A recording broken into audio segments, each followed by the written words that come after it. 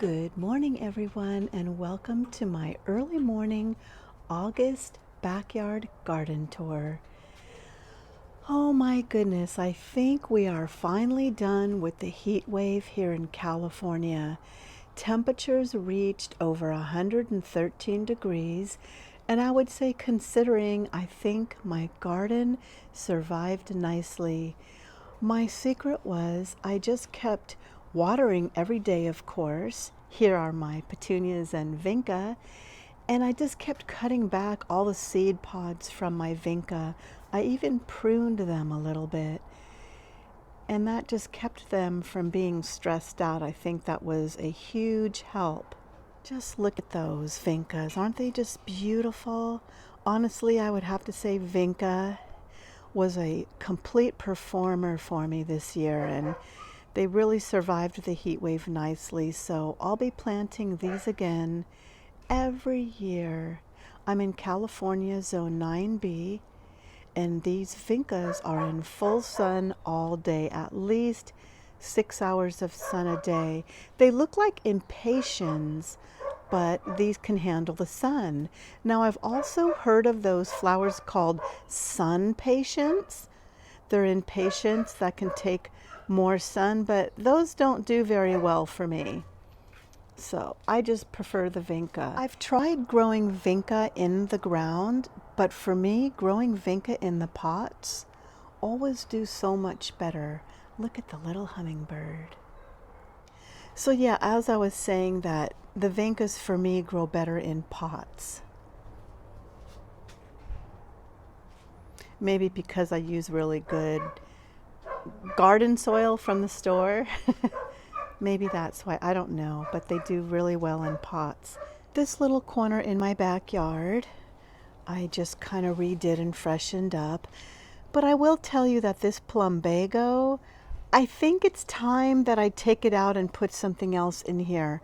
I love this plumbago, but plumbagos have the potential to get absolutely massive. So what I find myself doing is pruning it all the time to control it. And I'm inevitably pruning off a lot of the flowers. So I feel like trying to control this and keep this in this little corner is kind of like caging up a wild horse. So I've decided that maybe it's just time to take it out. My little cottage garden. Right here I have a chrysanthemum, so it just kind of looks like a big bush right now. It's not blooming or anything. It's still a little bit early for that.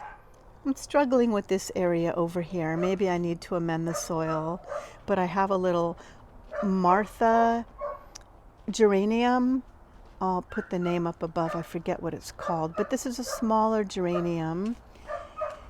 And they don't like as much sun as the normal geraniums, so I thought it would do very well right here. Got a couple little vincas in the upper stacked pots and some marigolds below. These marigolds haven't done all that well, and I keep them well watered, but for some reason they've just been struggling.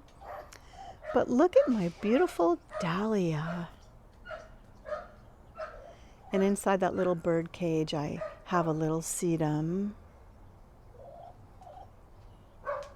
Over here I have a zucchini. Now I don't know if you know this, but a zucchini is like a vine. So the reason why it's kind of toppling over is because I've been pruning back all the dead leaves from the vine. That way it gives it more room to plant something else. I have a few little corns there. I just planted those, so that's why they're little. And in here I planted some yellow squash, and it looks like the seed popped up. I'm happy about that.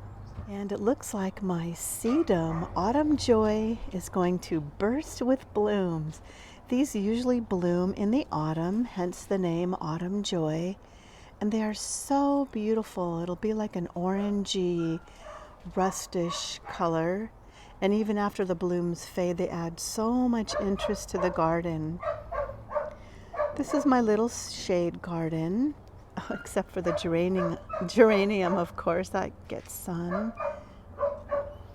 A few little hostas and My azalea is just struggling. I keep fertilizing it, but for some reason it does not like the soil here. It looks like it has chlorosis, although all the other plants don't seem to have that deficiency. So I'm giving up on azaleas in my garden. Maybe it's the chicken manure I use for compost. And also, my hydrangea never bloomed this year. Maybe it got one bloom. It was very disappointing. So I'm beginning to think that maybe it was the heat. The heat was just too much for it. I don't know, but hydrangeas bloom in the spring before it was hot. So I don't know. I think it just might be taking up space. I might remove that. You know, we're never ever quite done in the garden, are we? There's always changes and always moving things around and experimenting. But I'm certainly not complaining. I'm actually very, very happy the way things are growing in my garden. All my marigolds down here are doing wonderfully. And like I said, I've been watering them every day, sometimes even twice a day. And it looks like a little vinca popped up there. That just popped up from seed. And I just continue to deadhead them for you beginner gardening. For you beginner gardeners, let me say that again. Deadheading just means you pop off the little spent flower heads. See, because these are going to produce seeds. And the plant uses a lot of its energy to produce seeds. So if you just take those off now, the plant will be under less stress. Plus, it just makes the plant look more neat and tidy. And I just throw these in my garden. That's how the little vinca popped up, because I probably threw a seed head in this pot and the vinca popped up. And yeah, I could probably deadhead this as well. What is this called? I always forget the name of this plant. Not Bells of Ireland. Oh my goodness, I'm having a brain fog. See, I just take the flower heads off. I don't know if these produced seeds, but the marigolds definitely do. And then I just scatter them in my garden. Now above my iron plant stand, I have some wave petunias that came back from seed. Look at how beautiful those are. You know, a lot of people just swear on the Supertunia Vista, the proven winner Supertunia Vista bubblegum. But for me, honestly, in my area, wave petunias perform much better. I just love them. And hanging down here, I have some creeping Jenny. And look at my sweet potato vine. I love sweet potato vines. They add so much bright color to a garden. You know, sometimes when things aren't blooming, it's good to grow things for the foliage. How many flowers are lime green? But with the sweet potato vine, all the leaves are beautiful. And more petunias on this side with some more creeping Jenny. Now, if I were to just cut off a piece right here of creeping Jenny and stick it in a pot, I would have more creeping Jenny. That's how I got all the creeping Jenny over here. See all the creeping Jenny in my vintage tea kettle? This just came by snipping off a piece from another plant. And the same with all the creeping Jenny in this pot. Now, if you'll notice, there's a lot of creeping Jenny down here. So this is probably where I'll take cuttings from. Kind of where I want to get rid of it anyway. But instead of maybe pruning this and tossing it in the garbage, I'll just replant it. Like I said, I hate to throw things away, including this car part. Before my husband left this world, this car part belonged to one of his projects. I guess it's some type of a fan. I don't know. Maybe you guys would know. And he said, "Hey, Liz, do you want this for your garden?" And I'm like, yeah, it just looked like a flower to me. But it belonged to a fan shroud or something that had to do with cooling off a car. And I just thought it looked so cute. More vinca over here. See, vincas just do so good in pots. And marigolds. You know, the way I feel is whatever works in your garden, just stick with it and maximize it out. In other words, there's a lot of things I would love to grow, but it just doesn't do good in my garden. So then rather than be frustrated and struggle with things, I just say, screw that. I'm just going to plant and grow what works good in my garden and just do a lot of it. So I know vincas always perform well for me, so I just kind of stick with it. And over in this pot, okay, that's what it's called, Canterbury bells. My first year growing Canterbury bells. Something so delicate you wouldn't think could stand the full sun or the heat, but these performed so well for me. And I just grew this from a little tiny plug. I'll definitely be growing more next year. I'm told they also come in blue, so that's very exciting to me.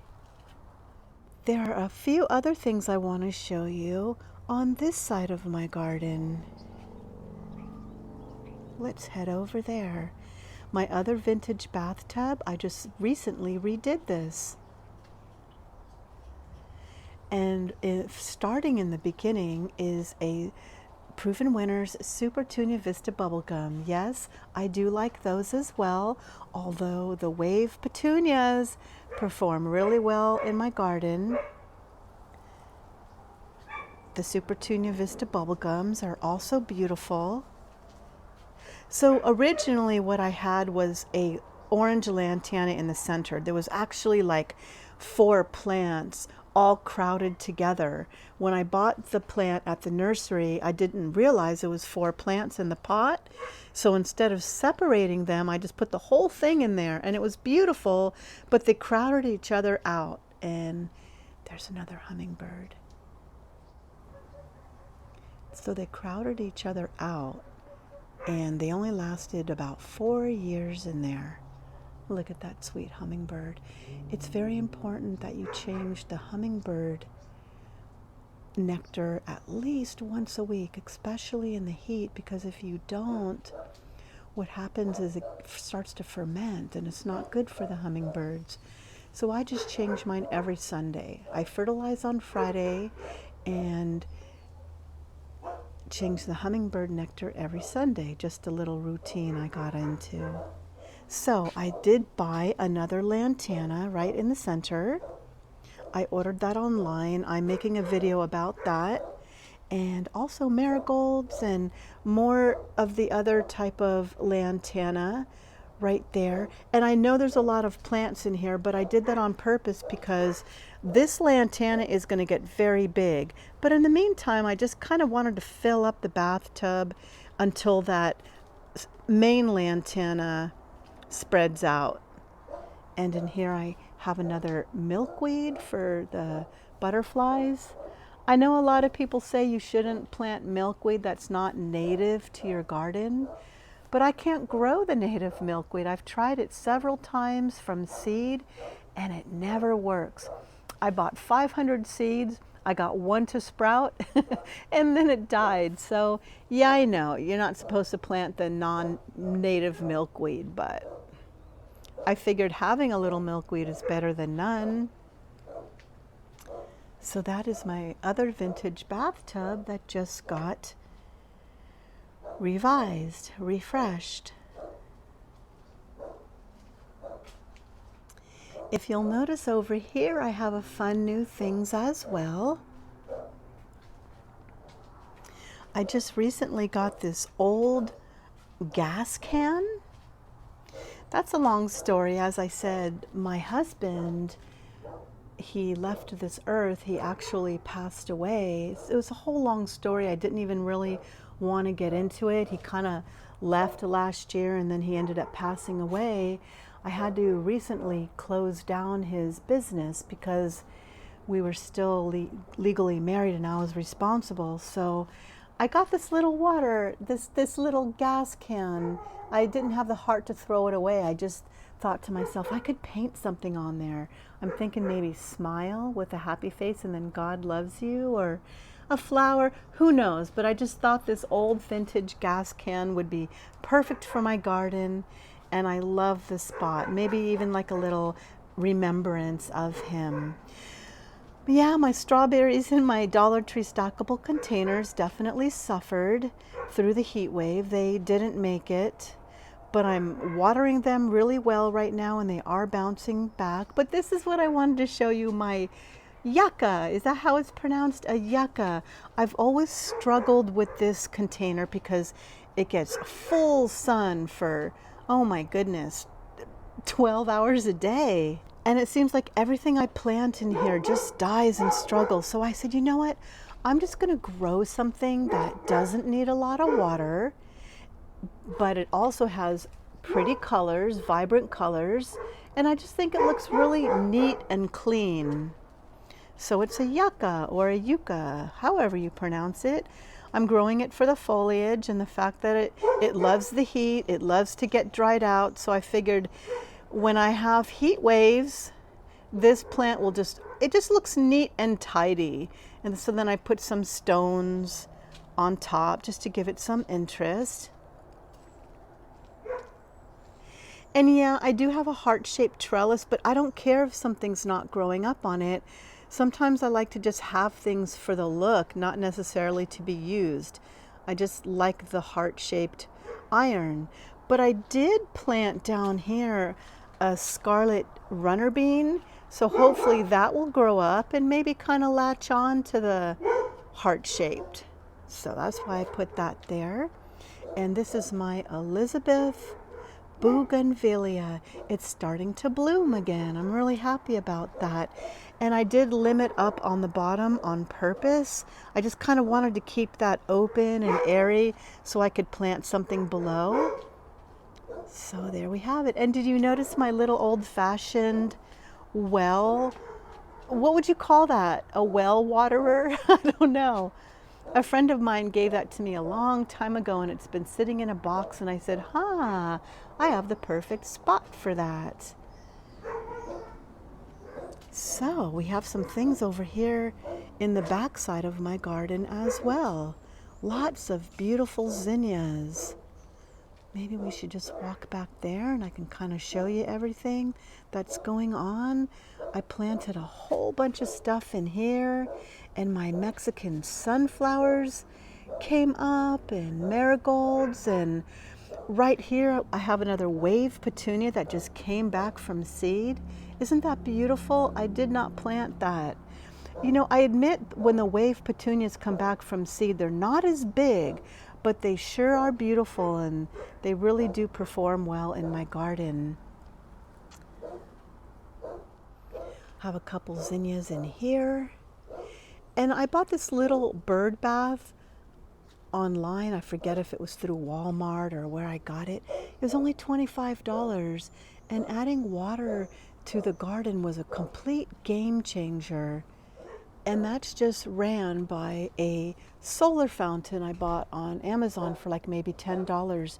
And it's very important that you do keep the water agitated like that. That keeps the mosquitoes from laying their eggs, because you don't want to get mosquito larvae. So walking through the tunnel, which side do I start with? Marigolds and lavender. My Mexican sunflower. And on this side, look I have corn. I just love planting things randomly and see how it goes. This is a pineapple sage plant. It's not blooming just yet, but that's a pineapple sage plant. And it's called pineapple sage. It's in the salvia family. If you pick a leaf or a flower and you scratch it, it smells like pineapple. And the flowers are so pretty. They're like little red tubular trumpets, and the hummingbirds love them. And they actually taste sweet. You can put them in your salads and your tea, whatever you want. Here's another sweet potato vine. Look at that bright lime green color. I'm telling you, they're so beautiful. And in the tire, I have some little teeny, I forget what those are called. I made a video about planting a perfect pot, but those are some little mini petunias and a marigold and oh, I forget what it is. I wish my brain didn't do this to me, but it does. Look at all these vinca that just popped up from seed. This is why when I deadhead, I just scatter things back in my garden. See, and then I just scatter it in there and it'll dry up. And I have an agapanthus twister. I have a poker plant, but it's not flowering right now. And behind that, another agapanthus, a blue one. And look at my passion flower vine. It's growing all the way down and it's going to soon grow up that trellis as well. That thing is massive. I keep pruning it back to control its shape, but then I am compromising flowers. So there's always a trade-off when you prune things. But look at that thing. I just love it. And it's a host plant to the Gulf fritillary butterfly. And over in this tire, I have a geranium and another Supertunia Vista bubblegum. I think this one's doing a little bit better than the one in my vintage bathtub because it doesn't get as much sun. So although they do say they like full sun, that's not always the case depending on your garden zone. And look at the corn from this side. And my verbena just came back. I planted that, I cut that all the way back to the ground because it just kind of got out of hand and started going to seed and it came back. So this is the second round of plant growth and flowers I'm getting this season. It's funny when I walk through here, it's like little tunnels in my garden. I can feel the plants grabbing my hair. I'm short too. Let me push this out of the way. And look at all my zinnias. I decided to plant flowers here in my raised metal beds. And look at how beautiful they are. They've gotten so tall, you can't even see my propagation station behind it. Yeah, they flopped a little bit, so I put in garden sticks, and I think the heat caused them to flop. But nevertheless, they're so pretty. And I'm standing under a Japanese maple tree right now that's grabbing my hair again. Oh my goodness, look at all those big blooms. I have a lot of succulents and cactuses back there, but right now the zinnias are definitely taking over. Now I'm not deadheading these, although I could. Like I could take this one off and maybe this one too, but I want to get some seeds this year, so I'm kind of going to let them go to seed. And look at this random vinca that just popped up. I would never have planted that there, but I figured since it's doing so well, I'm just going to leave it alone. And on this side of my garden, I planted more lily turf. That's what it was in that other tire. It just came to me now, lily turf. This was also a lily turf or liriope, but it's not the variegated leaves. So I feel so much better that that finally came in my brain. So these are the variegated lily turf. And I planted those underneath my white Natchez crepe myrtle tree. And on each side is a snowball agapanthus, one there and one there. I just thought that would be pretty with the white snowballs and the blue lily turf. Little construction going on in my garden. Don't we all have an area like this where you prune something and you just put it there until you take it outside to the main can, right? Or compost area. Another sedum, autumn joy. Look at the tall, big flowers on this. It's going to be so pretty when it blooms. Now I just started with one sedum, autumn joy, and then I took off a piece and stuck it in the ground, and that's how I got the other one in the beginning of this garden tour. Here's the back corner of my garden. I have a euphorbia with variegated leaves, a vintage lawnmower, and that's a Mahonia soft caress. That usually blooms like in the late winter. It doesn't bloom at a normal time. I just love that cute little ice cream parlor chair. A little vintage wash basin with a coleus growing inside and some grass. And look at more creeping Jenny. All of this came from the one plant. Yeah, it kind of struggled the heat over here. All my impatiens died, but I still have a few little things.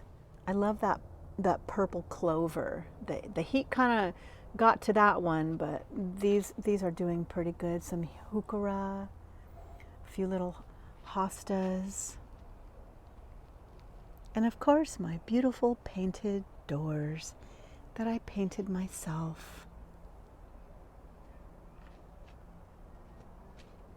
I pruned back my Gaura all the way to the ground, and look at how it bounced back. Isn't that amazing? You know, even if it doesn't flower, I just love the color of the plant, the foliage. It's beautiful green with these striking red tips. So even while I'm waiting for blooms, the foliage certainly is pretty. Here's a backside view of my Sedum Autumn Joy and my Gaura. Have some marigolds down here, and I did cut back my butterfly bush. It was just getting so tall, and I figured I'd make a little room for my fig tree. Now this is supposed to be a dwarf fig tree, but I don't know, that looks pretty tall to me. And the figs are absolutely delicious. They haven't been as big this year as they were in the past, but they're so sweet. So I mean, I can't complain. And the crazy thing is, I don't know why, but the birds aren't attacking on them for some reason. So I'm able to come out here and enjoy them. Usually it's a race between me and the birds. I don't know why they haven't been getting them this year. Oh well, my gain. My granddaughter says that my passion flower vine looks like a dinosaur.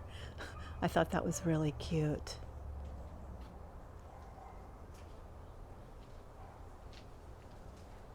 My little antique water cans and wheels. I'm gonna go to the dollar store today and see if I can find a new cushions for my chair. I just bought those at the dollar store. Of course they weren't only $1, they were a little bit more, but that's where I got them from. But they're looking a little faded, so I'm gonna go there today and see if I can find some new ones. Now if you notice over here, my little succulent barrel, there's no succulents in there. That's because they did not survive the heat wave. It's not that it got too hot. The problem is that they got scorched in the sun. There used to be a tall tree right there, but it came down in the windstorm when my fence came down, and then that brick wall was built. But after that tree came down, this area started getting a lot more sun. So all my succulents got completely scorched. So I decided to take all the succulent and cacti soil out, and I put some new potting soil in here because I'm going to grow something that loves the sun. If you guys have any ideas what I can put in this succulent barrel that loves full sun and possibly heat, because I think California is going to experience more heat waves every year, so that would be greatly appreciated. What should I put in my succulent barrel?